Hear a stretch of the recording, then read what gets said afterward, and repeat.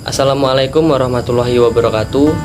Perkenalkan, nama saya Farid Hanafi, NPM 230-120, jurusan Ekonomi Syariah, Fakultas Ekonomi dan Bisnis Islam. Di sini saya akan menjelaskan hasil kerja saya, yaitu PPT mata kuliah Tauhid dan Akhlak Tasawuf. Langsung saja ke materi. Tasawuf sebagai ilmu keislaman adalah hasil kebudayaan Islam. Sebagaimana ilmu-ilmu keislaman lain seperti fikih dan ilmu tauhid, tasawuf merupakan bagian integral dari sistem ajaran Islam. Ada 3 definisi, yaitu amali, falsafi, dan akhlaki.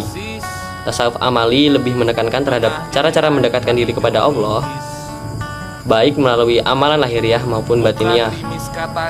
Sedangkan tasawuf falsafi adalah sebuah aliran dalam bertasawuf yang menggabungkan antara visi mistik dan visi rasional. Tasawuf akhlaki merupakan ajaran akhlak dalam kehidupan sehari-hari guna memperoleh kebahagiaan yang optimal. Dengan kata lain, tasawuf akhlaki adalah tasawuf yang berkontribusi pada teori-teori perilaku budi pekerti. Definisi amali. Tasawuf amali lebih menekankan terhadap cara-cara mendekatkan diri kepada Allah Subhanahu wa Ta'ala, baik melalui amalan lahiriah maupun batiniah. Ada juga yang berpendapat bahwa tasawuf amali adalah ajaran yang dianut oleh pengikut tarekat Ashabut Suruk, yang meliputi menjauhi sifat-sifat tercela, mengutamakan mujahadah, menghadap Allah dengan sungguh-sungguh, dan memutuskan hubungan dengan lainnya. Terdapat 4 aspek yang harus dipelajari dalam aliran tasawuf amali. Yang pertama, syariat. Syariat berasal dari kata syara. Secara etimologi mempunyai arti jalan-jalan yang ditempuh air. Maksudnya adalah jalan yang harus ditempuh manusia untuk menuju jalan Allah Subhanahu wa Ta'ala. Yang kedua, torekot. Torekot berarti metode atau jalan yang secara konseptual terkait dengan hakikat atau kebenaran sejati. Yang ketiga, hakikat. Secara etimologi, hakikat berasal dari kata al-haq yang berarti kebenaran secara garis besar. Hakikat merupakan ilmu yang digunakan untuk mencari kebenaran sejati. Yang keempat, ma'rifah. Secara umum, ma'rifah didefinisikan sebagai kumpulan ilmu pengetahuan, pengalaman, dan amalan ibadah yang merupakan perpaduan dari syariat, tarekat, dan hakikat. Tokoh-tokoh yang berperan dalam tasawuf amali, yang pertama Hasan al-Basri, yang kedua Rabi'ah al-Adawiyah, yang ketiga Zunnun al-Misri. Definisi falsafi.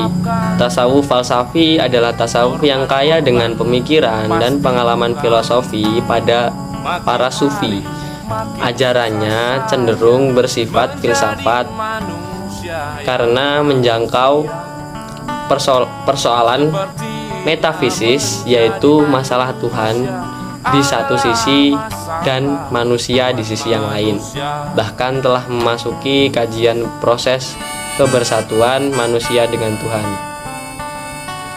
Karakteristik tasawuf falsafi ada 4. Yang pertama, tasawuf falsafi banyak mengkonsepsikan pengalaman ajarannya dengan menggabungkan antara pemikiran rasional, filosofi, dan perasaan. Yang kedua, tasawuf falsafi didasarkan pada latihan-latihan ruhaniyah yang dimaksud sebagai peningkatan moral dan mencapai kebahagiaan. Yang ketiga, tasawuf falsafi memandang aluminasi sebagai metode untuk mengetahui berbagai hakikat realitas yang menurut penganutnya dapat dicapai dengan fana. Yang keempat, para penganut falsafi ini selalu menyamarkan ungkapan dengan hakikat realitas dengan berbagai simbol atau terminologi. Tokoh-tokoh tasawuf filsafah ada 4. Yang pertama, Abu Yazid al-Bustami, Al-Hallaj, Ibnu Arabi, Suhrawardi, Al-Ma'atul.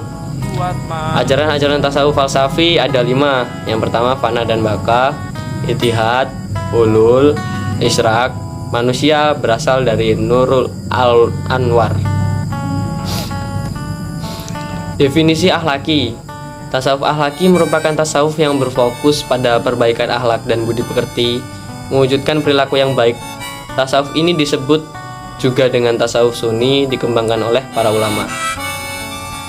tahapan sistem dalam tasawuf akhlaki, yaitu takhali adalah tahapan pertama yang dilakukan oleh seorang sufi untuk membersihkan atau melepaskan diri dari perilaku buruk.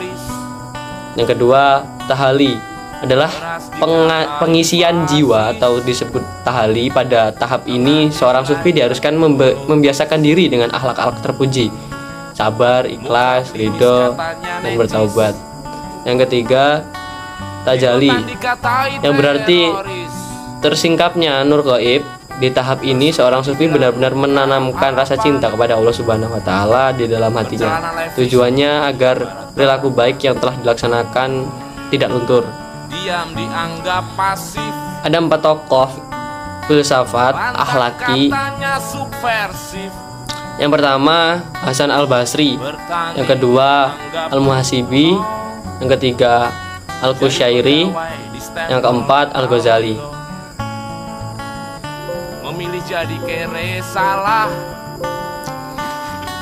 Mungkin itu saja yang dapat saya sampaikan atau saya jelaskan terkait PPT saya. Kurang dan lebihnya terkait materi yang saya sampaikan, saya mohon maaf yang sebesar-besarnya, dan kepada Allah saya mohon ampun. Sekian dari saya. Wassalamualaikum warahmatullahi wabarakatuh.